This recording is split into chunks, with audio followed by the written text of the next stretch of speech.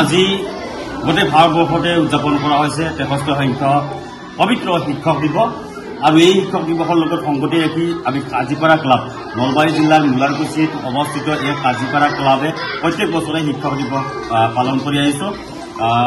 এই শিক্ষক দিৱসত আমি আজি নিৰ্বাচন কৰিছিলোঁ স্বৰ্গীয় আস্থাবালী প্ৰাথমিক বিদ্যালয় মুলাৰকুছি আৰু ইয়াত নলবাৰী জিলাৰ কেইবাগৰাকীও বিশিষ্ট শিক্ষাবিদক আমন্ত্ৰণ জনাই ইয়াতে ইতিমধ্যে তেখেতসকলক সম্বৰ্ধনা জনোৱা হ'ল। ভাল লাগিছে তেখেতসকলৰ বক্তব্যৰ জৰিয়তে আমাৰ ছাত্ৰ ছাত্ৰীসকলে যি চাৰিত্ৰিক দিশ বা নীতিগত শিক্ষা লাভ কৰাৰ ক্ষেত্ৰত কেনেকুৱা ধৰণে শিক্ষা গ্ৰহণ কৰিব লাগে এনেকুৱা ক্ষেত্ৰত বক্তব্য দাঙি ধৰিছে।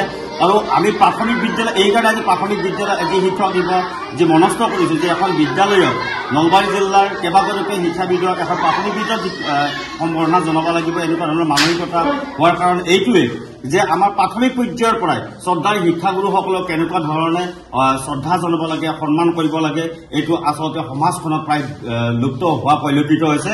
একমাত্ৰ ক'ব লাগিব যে ৰাজনৈতিক কাৰণ যেতিয়া এগৰাকী নেতাই ক'ব ৰাজনৈতিক নেতাই ক'ব শিক্ষকক ৰাজহুৱাভাৱে যে বাবা তুমি কোৱাচোন, আৰু ইয়াৰ বিপৰীতে আমি শিক্ষকসকলক নীতিগত শিক্ষা দিয়াৰ কাৰণে এক প্ৰয়াস।